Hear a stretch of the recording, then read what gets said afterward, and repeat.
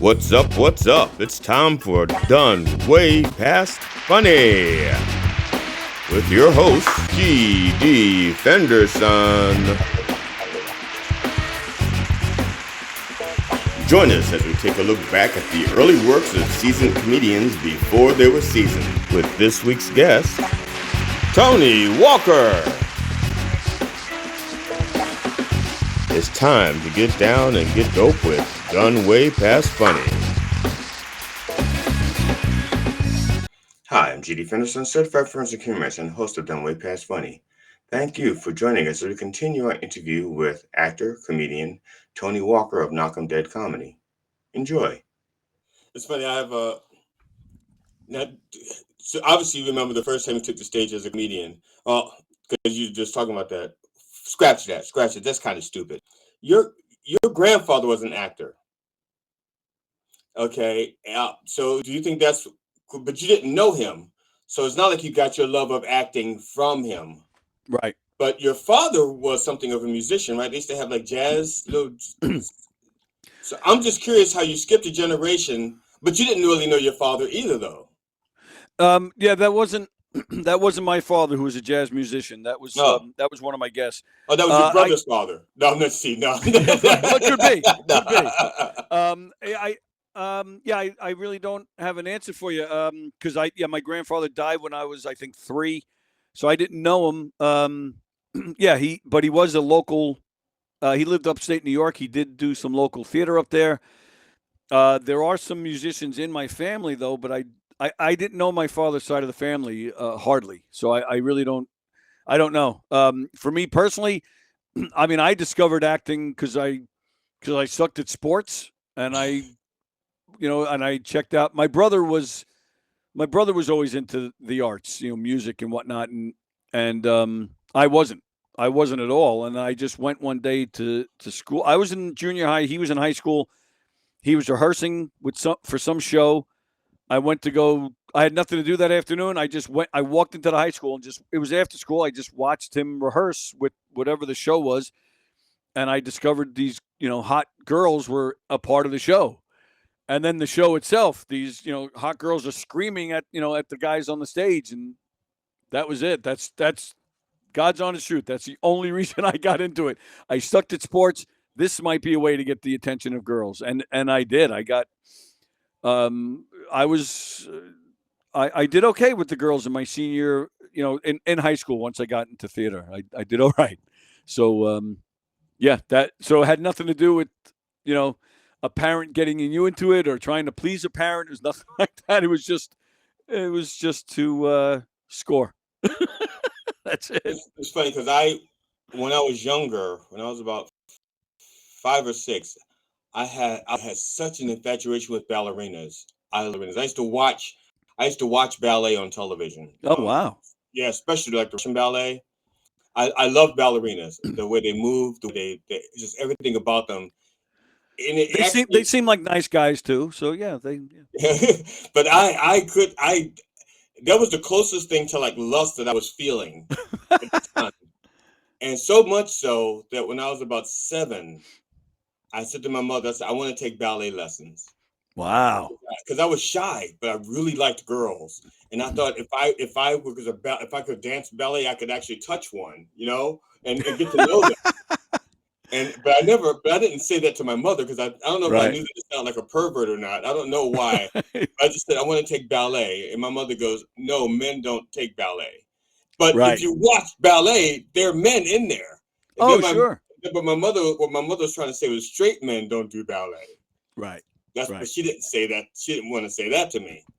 Right. But I really wanted to take ballet, and as a result, I was never fulfilled in that regard because I grew up wanting to take ballet, and even when I used to dance like I used to watch television and imitate dancers like Fred Astaire and stuff. Nice. Wow. And even Fred Astaire, he had ballet moves, but it wasn't ballet. Well, that's the thing. I mean, your mother more so. I think when we were kids, a lot of the straight guys didn't take ballet, but that would have made you even smarter because you would have had competition. Yes, yeah, and I found that out later because later on I was a stripper. I was a male stripper, an exotic dancer, And I was like Really? I was like one of the only straight exotic dancers, male dancers in the troupe. I mean, there, Wow. you're like 12 guys, and I'm the only straight one. I had no idea. I just assumed that they were because they were ripped and dancing and gyrating for women that they were straight. No, Right. most of them were gay. So after the show, they weren't interested in the women, and the women were like wanted us, and I'm like, hey, I'm available. I wasn't even that attractive, but because I was straight, I was pulling. And was that the case? Like a lot of women, like they weren't just there for the party, like they would like chase you down after? Oh my God, women are the worst when it comes to. See, I'm telling you, you've done bachelorette parties and bachelor parties, right? Yeah. Yeah. Bachelorettes are much worse in behavior than bachelors, at least as the party goes. I don't know, but then again, your shows aren't sexual, Right. right? Yeah. You But when I have an idea what you're talking about. Yeah. I have never suffered so much damage as I have been around bachelorettes. I mean, they grab you in ways and with such an intensity as if they're about to get married, and it's almost like this is the last dick I'm going to grab Yeah. before Right. before Right. I grab that dick forever. Which, first of all, it's not true. You can always grab another dick. You just don't put it in your mouth. Don't tell your husband. No, I'm sorry. That's no. I mean, what I meant to say was, don't ruin your marriage. That's it. That's what I'm trying to say. I'm trying to say, but don't. But regardless, don't take it out on the male dancers who are just there to earn a few bucks. You're Right. hurting us, and this is how we make a Wow. living.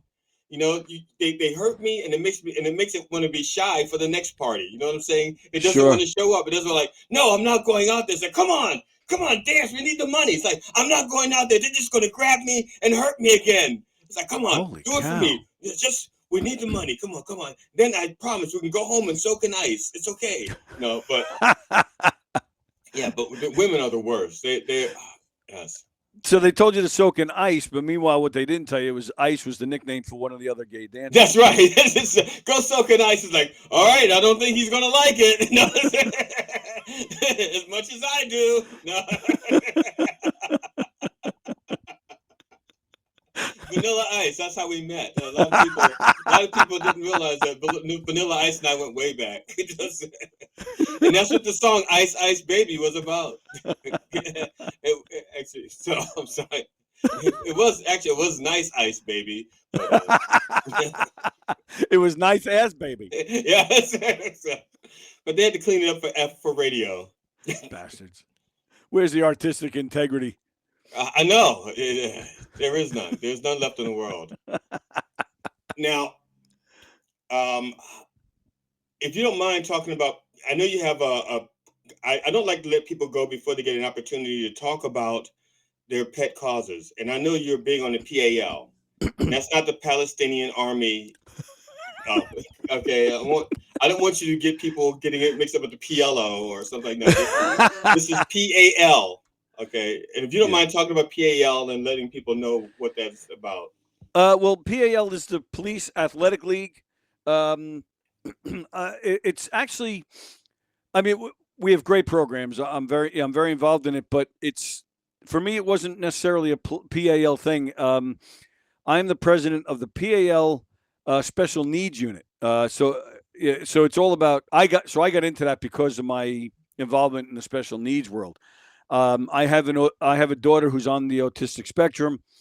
And we're fortunate. Nassau County, which is where I am on Long Island, um, we're the only PAL in the whole country that has a special needs division. Um, so we have a basketball program. We have bowling, martial arts. I don't know. Did I say basketball? Yeah, a bunch of different programs. And Do you have pickleball yet? we actually do. We actually just started pickleball this year. We started pickleball this year and a boxing program this year. Not Now, non-contact boxing. before you were with the PAL and they started doing pickleball, had you ever heard of pickleball before? And are you surprised at how popular it is? Very surprised. I have heard of it before. There's um there's these people in New York City. They like, we talked about Seinfeld earlier. There are these people in the city. they're just independent filmmakers, and um, they've made this video series, basically continuing the show Seinfeld. Um, Kind of picked it up where it left off, and they make these 10-minute episodes of Jerry in Today's World, and that's where I heard of pickleball. I came in to play a part in one of the episodes, but and it involved pickleball. And yeah, when they told me, I was like, "What is it? Pickleball?" Like I had no idea. I actually got honest to God, I thought they were like, I thought I was getting involved in porn. I really had, I had no idea what they were, and I almost was like, "What is this? Some weird Seinfeld porn parody?" I'm out. I really had no idea what they were talking about. Is this like a continuation of Bungeworthy episode? Yeah, you're right, exactly. So yeah, I had no idea, and then when I got the script, and then I called the girl that wrote it, and I was like, "What is pickleball? What are we talking about?" And then I Googled it and found some videos and stuff. But yeah, to me, it's just like a mini golf, tennis rather. Yeah, Like it's it's mini like tennis. tennis. I don't Yeah, really. like tennis and squash had a baby or something. Yeah, so it's like tennis without effort. Like Yeah. I don't really get it, but yeah. So we do. We have a pickleball program. Yeah, we do yoga. We have a paint class, and we also have like one-offs. Like we'll have like we just had a Christmas party, and we have a barbecue over the summer. We'll go to a local basketball or baseball game or something. Social events. So it's like I said, my daughter's on the spectrum, so I've been involved in that world. She'll be 26 in March, so I've been involved in that world. She was diagnosed when she was 2, and that just became one of my passions ever since. And it's one of the greatest things I've ever done. It's not my daughter's made friends.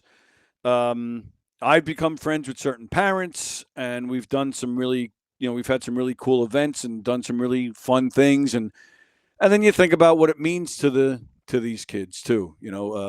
They're getting to do things that they can't do anywhere else. They're not gonna make the basketball team at school. Right. So they get to play here with us. So and we don't a lot of PAL, a lot of police athletic league in general is just it's just police. It's leagues run by police where they get the kids off the streets and get them involved in sports and fun activities. Again, to get them off the streets. Um, so, and that's why I think they have a successful special needs unit, because they're taking kids off the streets, the kids that weren't making these teams, and it's the same thing with us. They're not making these teams, so they get to play here. But the general PAL, you age out after high school, and then Right. like everybody else, it's all over, and you go to college, you move on. Where we don't age out. We have players in their 40s, in some of our programs, because because it's not a win-loss thing. I mean, some of our leagues are competitive, but it's more of the social. It's more of the just experiencing certain things. It's getting out of the house. A lot of these guys, they'll go to their day habs or their special needs schools, and then they sit in their rooms, or a lot of when they're not doing going to school or something. So this is just to get them out of the house and get them to have a life a little bit. And it's one of the more prouder things that I've been involved in. And yeah, I've been the president about just about 5 years now, and yeah, I love every second of it. It's very rewarding. Now, on your show, the Knockem Dead Comedy podcast or Yeah. digital broadcast, since you stream live, I'm gonna say digital broadcast. If you didn't stream live, like, okay, I can see why people call Done Way Past Funny a podcast, because I don't do it live, but I don't do it live for a particular reason. I'm not like, I not because I'm lazy, but because I'm actually doing extra work. Right. A lot of people Yes, do you it are. later and they don't change a damn thing. They just record it and show it later. It's like, no, I do extra work, but Yes, you do. I'm not little. Don't mean to pat myself on the back, but No, you deserve it. It is. It's hard. but when you do your show, you have a lot of guests on there from different walks of life. And so you get to cover different topics. So do you verse yourself on the topics when the guests are coming up? Not just about the guests, but like if you have a musician come, because first of all, I'm somewhat impressed with your musical knowledge or knowledge of music.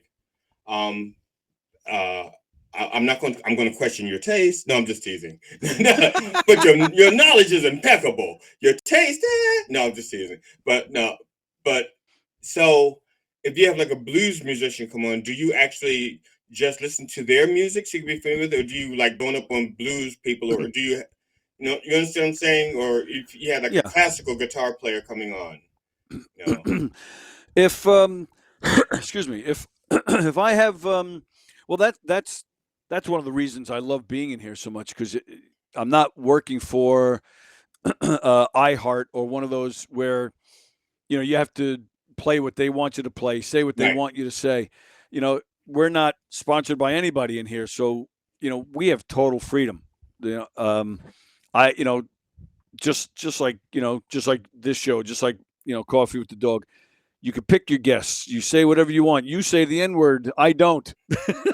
But you um, can. It's okay. I'll bleep it out if it makes you feel better. I'm Go ahead. well. You Say it. nothing. Say it. That ain't happening. Say Ain't it. happening. Nope. Say Um, it.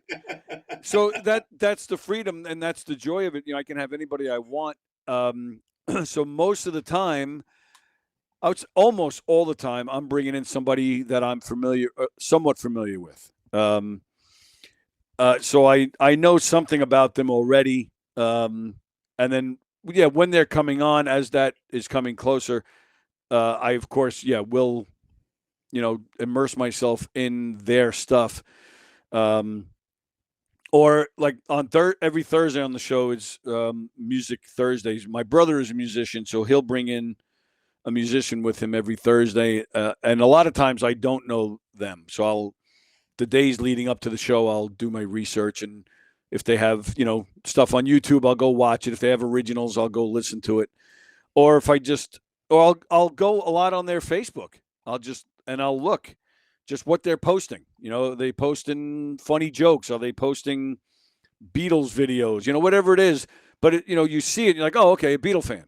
Oh, Right. okay, they're a fan of Star Wars. Okay, and then so then I can go from there, and instead of asking the usual questions, so what was it like growing up in New York City?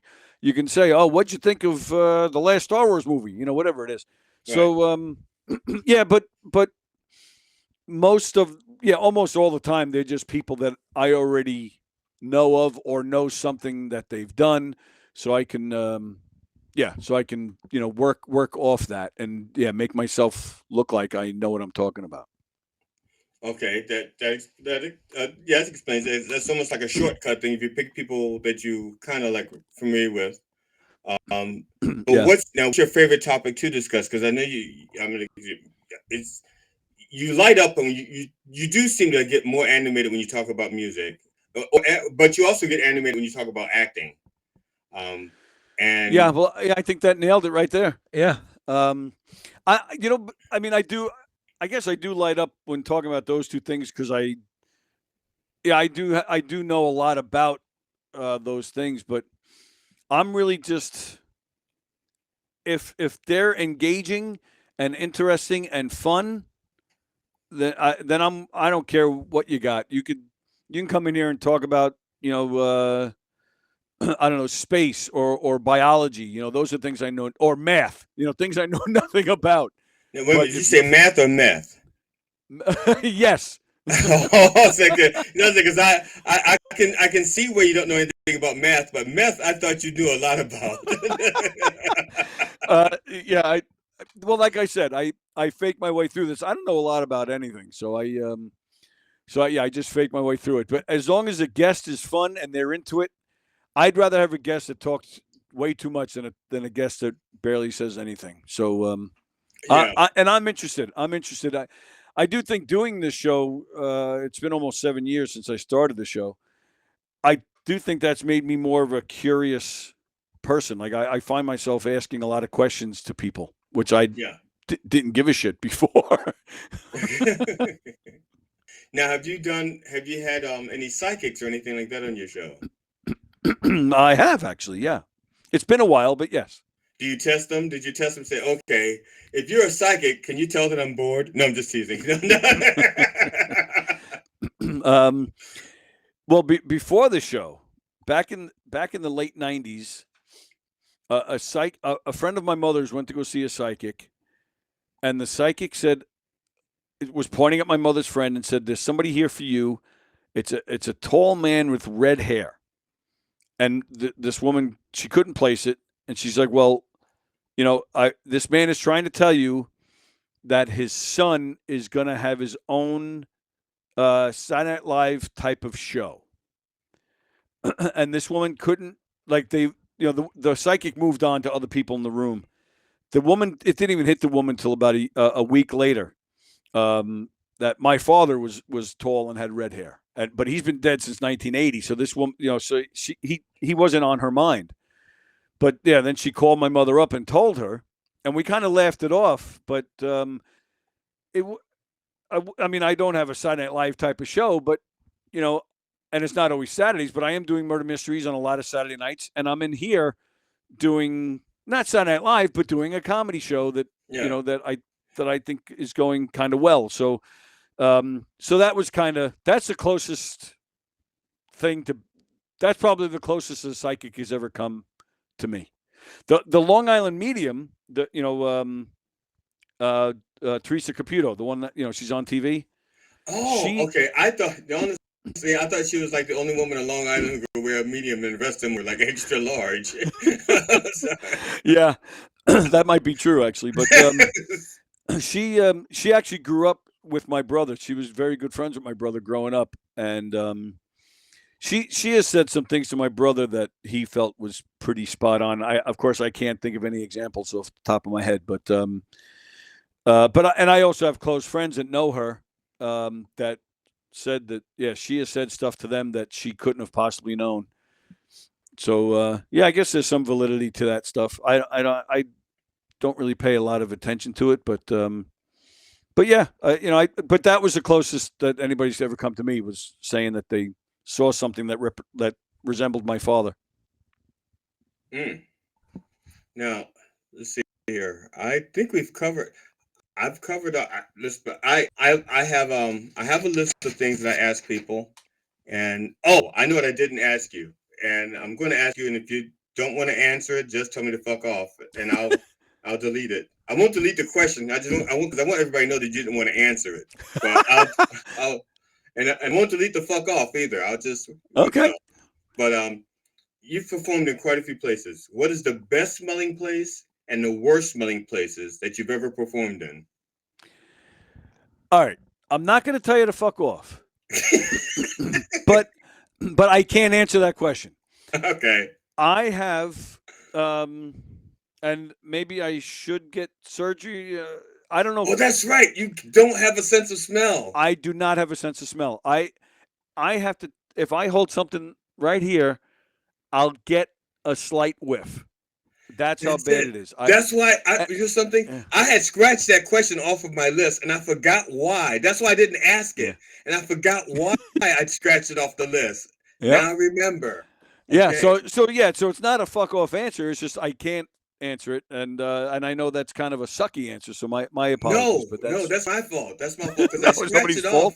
I scratched it off and forgot why I scratched it off. Because I didn't put the reason down. I just scratched off. It's like wait a minute. I asked this question to everybody, because the sense of smell triggers such memories, and that's gonna be rough on you, because if you don't have that, your older brother, once he passes away, you'll lose. I'm saying this because, for example, my sister was 6 years older than me. I think maybe 7, and she was the one who took me to my first movie. Now, I know what the movie was. It was Moonraker. But I don't remember what that movie was about. I remember, I think it was like an opening scene with a space capsule clipping something, but I don't remember. I think was that James Bond movie, Moonraker? I think so. I had a James Bond vision in my head when you said it. Yeah. Yeah. So, but there's things about that I won't even remember. But because she has the extra years, she'd remember them. But I remember the smell of the popcorn. And I remember her telling me I had to sit in the back and be quiet while she made out with her boyfriend a few rows back behind me, and that's the only reason why she took me. Right. So that she could get out of the house. She's, Yep. yeah, Mom, I'm taking Glenn to the movies. We're going to go see Moonraker. What a Oh, nice sister. yeah. I Right. got to see a lot of things, a lot of movies because my sister liked to make out in the back. There's an advantage of having a whore for a sister. Nice. Yeah. I got to go roller skating. I got to go to movies. I got to go And to the her amusement park. number is You probably already have it. Just and that's she great. was hot. She won a beauty contest. I'm not Oh saying wow. hot. I'm not saying hot because she was my sister, but because It's a actually fact of facts. She won a contest. because she was my sister, I used to call her the roach. I used to say that she looked like a roach, but she didn't. I was just trying to hurt her feelings. You know, she'd be That's like, great. yeah, but a local Baltimore beauty contest, and one of the prizes was she had won a date with Richard Roundtree, and she Who is turned it that? I know down. that name. Who is that? He was the original Shaft. Oh, okay, right. She turned Yes, down a date with Richard Roundtree? she turned down a date with Richard Roundtree Wow. because she could do so much better. She could have dated like Winton, who was a Undertaker's son, Okay. or Michael, who was a judge's son. Why fuck around with Richard Roundtree? No, no. Sure. Wow, that's wild. Yeah. It's yeah, my family was involved in politics, and my mother was a fundraiser, so there were politicians and actors and actresses hanging around the house. But Oh my wow. mother, I never got to interact with them because my mother thought I would embarrass her. So it's nothing worse than knowing that Stevie Wonder is in your house, but you're locked in the basement because your mother won't let you see him. Come on, really? And my brother was pissed at me to the day he died because somebody had to watch me so I wouldn't get in trouble. So my mother is hanging out with Aretha Franklin and Stevie Wonder and Pearl Bailey and all these, just black people, none of the white ones. No, I'm just no, no. Who cares about them? It's fucking Stevie Wonder. Yeah, and so because my mother was afraid I might embarrass her in front of Stevie Wonder, my oldest sister got to hang out, but Well, me yeah, and my she made brother out with him. probably slut. No. She probably walked up to me and goes like, he goes, I can't see who you are, and she's like, no, it's Braille here, it's Braille, Well, it's but Braille. that's actually what I was thinking. How are you going to get embarrassed in front of him when he can't even see what you're doing? It's my mouth. He could hear me. I was I was a very rambunctious child, according to my mother. Okay, my mother didn't know I was a genius at that point. She just thought I was weird. So you had Stevie Wonder and Aretha Franklin in your house? Yeah, Richard Roundtree, and a lot of politicians. And here's the other thing: because my mother was a fundraiser, I never realized that to politicians, my mother was just a fundraiser. And so I went on a field trip to Washington, and we went to Congressman Perrin J. Mitchell's office. And he Okay. was also our congressman, but my mother was one of his fundraisers. And Right. he had been in my house, a few times. Matter of fact, he was one of the people I actually got to see in the house. And I'm bragging in school. Before we get to that, I said, I know Perrin J. Mitchell. I know his family. His family comes to my house and blah, blah, Yeah. blah. And I'm bragging and bragging. And everybody's like, yeah, right. So I get there and we meet him and I shake his hand and I said, you're friends with my mother. He goes, who's your mother? And I said, Elaine Fenderson. He looked at me with this face like, who the fuck is Elaine Fenderson? And the rest of the class was like, oh, you know him. Oh. And so from that moment on, I never bragged about being around anybody famous ever again. Because I Right. learned just because it's a big moment to you does not mean it means shit to them. That's right. And Yeah, so that's true. and even when I do with my comedy, when I did my like the resumes, like who have you opened up for? I didn't write anybody down. Well, mainly because the first star I wrote down, not wrote down, the first big name I opened for, I'm gonna say his name now. Before I wouldn't even mention his name, but fuck him. It was the guy that played Willis on Different Strokes. Todd Bridges? Todd Bridges. Yeah. I opened for him, and he was Wow. awful. Yeah, I didn't even know he did stand up. Oh, he was fucking awful. He was drunk. Oh and wow. he had no fucking material. He was just trying to tell stories about, why he's famous and why we should be there to, kiss his feet. And he was trying to pick up this woman in the front row. Oh wow. Yeah, front row. And he just the whole time, that's all he was doing. Is like, and she was like not having it, But he was like, "Hey, I'm Todd Bridges, you should want this. You should want some of this recovering alcoholic drug Right. addict shit. You should want some." 40 And years ago, I was popular. right, and I would, and that was the first name person. Well, I take that back. I opened up for a name. My very first time on stage, I opened up for someone because it was like what you did. It was a class, and we did a show afterwards. Right. But that wasn't merit. I didn't like earn that spot. I just paid for that spot. Right. Right. So Yeah. this is a spot where there's like, okay, you can open and so when I started doing my EPK and my resume, I wouldn't put anybody down because I thought if I don't put down the ones I like, if I don't put down the ones, I didn't want to have to explain why, I just didn't want to show favoritism. Like Right. say I open for this person, but I'm not going to talk about this person because this one's really bad. Right. Because in a way, it's like it's it's like my sex life. When my if my wife says to me, "Did you sleep with someone?" I just say I don't answer that question. Not now, I mean like before, because we're running to people that I've known. Yeah. And if my wife ever says, "Oh, have you slept with her?" I said, "That's none of your business." And if I answer none of your business to all of them, if I say, well, no, Right. no, no, and then say none of your business, then she knows that one. That's right. Yep. Right. So I just don't answer. Who have you opened for? I'm not saying. None of your business. That's like my wife. She doesn't tell people that she sleeps with me. Well, she probably has a reputation to keep. Yeah. Not be seen with this slob. Who farts in the supermarket? No, no. True. There you go. So you can't say you blame her, really. I don't. No, Yeah, I don't no. blame her either. Look, I appreciate you doing this, but I don't want to take the last word though, so I'm gonna give you the last word. Tell me how much you like me. No. See, you got me again. I didn't see that coming. That's great. No, this was fun. This was a lot of fun, man. I appreciate you asking me to come on. Well, sure. The only other person who's on the show with us that I haven't gotten yet is Ron. And part of that is because when I first started doing the show, Ron and I was friends, and he was the first person I asked to do the show with me.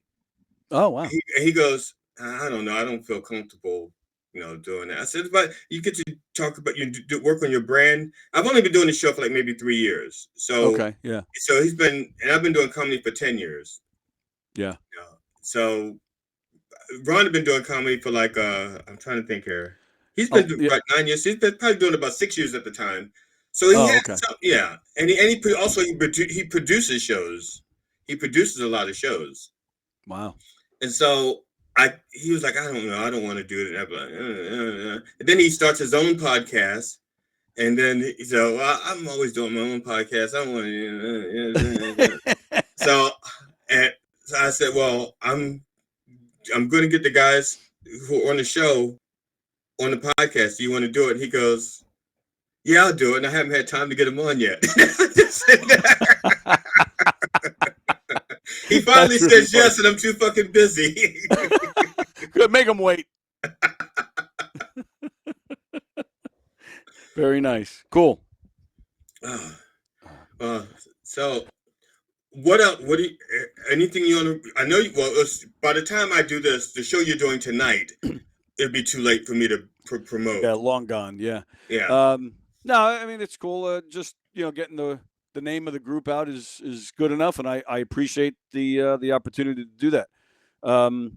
Yeah, that's because I mean I have a show on Saturday, but I don't. I have a few things penciled in for the new year, but nothing set in stone. And actually, except for you on the 24th. So I'm really looking forward to seeing you guys in person, man. That's going to be a lot of fun. And then, I'm looking forward to that like too. you said, if you guys want to do something in here, yeah, that would be a lot of fun too. So yeah, that'll be a good time. I'm a little nervous because they want us to sell 45 tickets in advance, and I'm not from that area. So is that what they told you? Really? Yeah. Oh, I've never. Wow, I'm surprised. I've never heard that. 45. All So right. I'll is that the black rule? Is that it? A black guy wants to do a show in the giggle room, and he's got to have 45. Oh, a white guy has to sell. I should have, something. I should have let Ron produce this show, and then she wouldn't have done this to me. Damn it. Yeah, they tell me I only have to sell 2. I don't know. I'll yeah, so I mean I've been mentioning on my show, but I'll definitely push it more. I'll definitely start pushing it more, and yeah, the more we can sell, the better. So yeah, so that's the only reason why I'm nervous about it, because like I said, I try real hard not to pay attention to ticket sales. All I want to do is focus, because when you're producing a show, you have enough to worry about. Right. And even right. Making sure that all the comics get their plan A, plan B, plan C, and so I hate producing shows, but that's the downside, yeah, because you're not just producing the show, you're not just doing your stand up and your set, but now you're becoming businessman too, and yeah, it's a pain in the ass. I'm terrible at business. I am awful at business. I hear you. Me too. Yeah, so I'll definitely start making more of a push, and hopefully we can get a good amount of people in there. Now, when you do your show, do you have to ever go through agents or anything like that to get the people on your show? Depends on who it is. But we were supposed to have a show last week with a guy named Don Jameson, he's a national headliner, and he's been on some TV and stuff. But the guy that I was producing the show with, he knew him personally, so luckily he was just able to make it happen. If somebody has an agent, if we don't know them personally, we just don't even bother. Okay. Yeah. It's tricky because you want to get good names so people will come, but you got to go for that local flair so that, mom and dad and the aunts and uncles and the cousins and the friends will come see too. So we feel, so you put asses in the seats. Right. So it's a little tricky. I mean, you do get some people that are just showing up to see a comedy show. They don't even know who anybody is. They just want to go to the comedy club. Yeah. So that's yeah. Yeah. So I'm hoping for that. Yeah. That was my bread and butter when I did out of town shows. Right. Because like I said, look, I'm not a big name. I have big talent, but I'm not a big name. Right. And I will never be a big name, because I started doing comedy when I was 55. Yeah. It takes like 15 to 20 years to, no matter how good you are, it's 15 to 20 years before the comedy establishment says, okay, he's paid his dues. Correct. And so by that time, I would be 75. Right. I won't remember my material. As a matter of fact, that's the other thing. People misunderstand me. I've recorded like five 90-minute shows for YouTube. Wow. Yeah. Maybe it's 4, and one 1-hour show, and 4 90-minute shows for YouTube. And they're on YouTube, and people think, well, he thinks he's hot shit. He's got a 2-hour show on YouTube. It's like, no, I started late. By the time anybody out there gives a shit about me, I'll be too old for anybody to watch it. So this is so that I can remember in 20 years what I used to do. Yeah, it's not the best stuff, but it's my stuff. That's right. And by the time you give a shit about me, I'll be dead. Yeah, or just performing the same joke over and over in an old folks' home because they don't not knowing it. Right. No, I'm not like George Burns. George Burns was lucky in the sense that he got to perform comedy too. It was late 80s, early 90s. Yeah. But even then, he was at his best. He was talking about duos. He was at his best with Grace. Oh, absolutely. Grace Kelly was fantastic. They were very funny. No. Yeah. No, Grace Kelly was an actress. But, oh, yeah, you're right. Gracie Allen. Gracie Allen. I know. I was trying to get your reaction, but you didn't catch it. You just like I didn't catch it. I'm sitting there really thinking that was her name. I didn't even realize. Yeah, but she was really good. She was really smart, really funny. She played dumb so well, and that's how I learned that a lot of the actresses and actors that play dumb and are really good at it are really smart. Oh yeah, like Tommy Smothers. He was a smart dude. Yeah. Yeah, I was in a play about George and Gracie, so I learned a little bit of their history. Yeah, she was. I don't think she was. I don't think either one of them really the brains behind the whole thing. It was pretty. It was pretty equal, and she was very involved in this stuff. It wasn't. It wasn't like his thing and he made her do it or he was the brains. Like she was very involved. She was a very smart woman and very Yeah. on top of things. Kind of like Lucille Ball too, was very on top of that shit. Yeah. Extremely smart. She played the idiot so well. Oh, yeah. That's and that's why, like, Ellen DeGeneres, when she had a show called House for Sale, I think.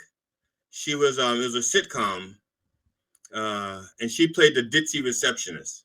And when I first saw it, I went, "Oh, she's smart. I know she is so smart because she played dumb so well." Yeah.